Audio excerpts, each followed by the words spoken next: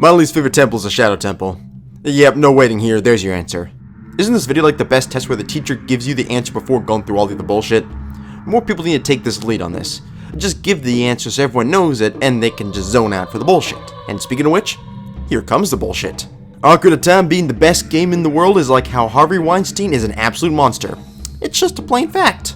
And I've given this game its praise on this channel, and I still will as long as I'm having fun making these videos. It's actually an obnoxious amount of Ocarina of Time videos I've made, like, I've actually made a lot, holy shit. But I think I gotta talk about some of the negatives. Not everything is lovely like this beautiful chocolate river of a game, like my buddy here. I'd still like to believe this gentleman is more attractive than whatever Kenneth Copeland has got going on, but that is a low bar. Of the 5 temples, or 6, I don't really know if the light temple counts. Although, pretty sure this owl is associated with this temple, maybe he might be the sage or something, so fuck that place.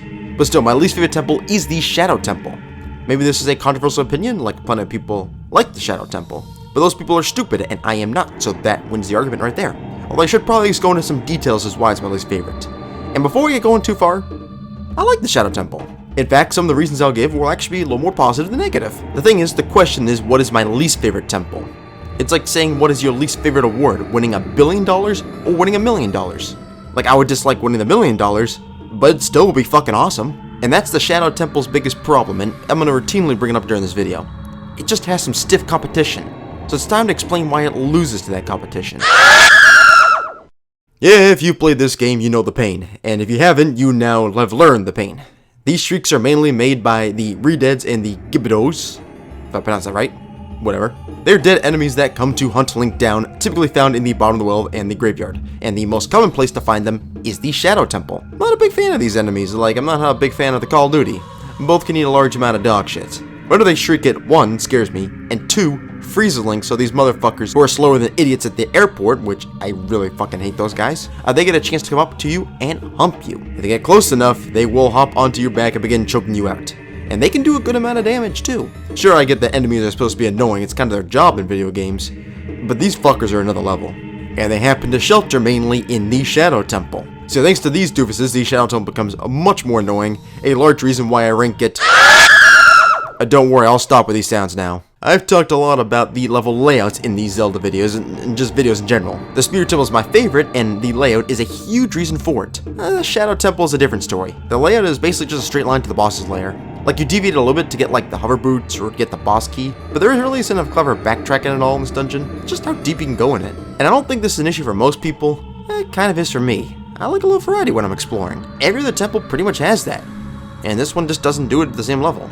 I do wish more rooms were intertwined, and the only real shortcut is this little secret path that leads to the boat from, like, the, I think, basement 2 or something. It kind of feels randomly, like, put in there, like they just had to put a shortcut in for some reason.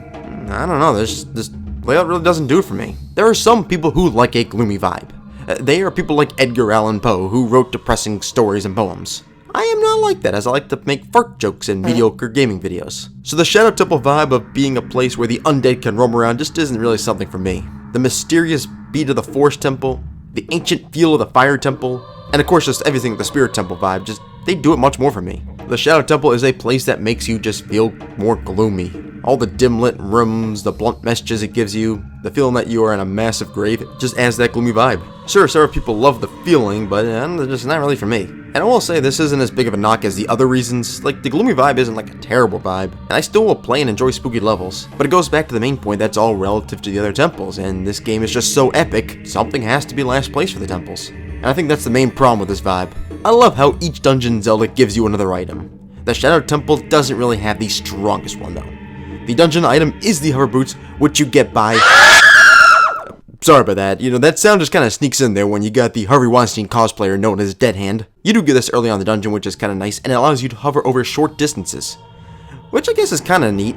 I won't say super special, but kind of neat. You do have less traction though, and you'll start sliding around, which I do find that kind of annoying. Especially when the ledge is narrow and you can just casually slip off.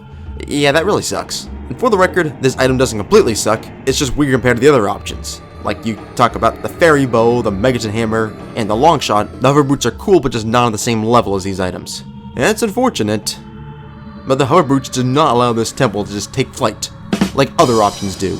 So I did mention at the start of this video I would talk about some positive points, which I kind of already have, and I gotta go into some good positives, but again, they're just not good enough to be the best temple in the game. instead of being the worst.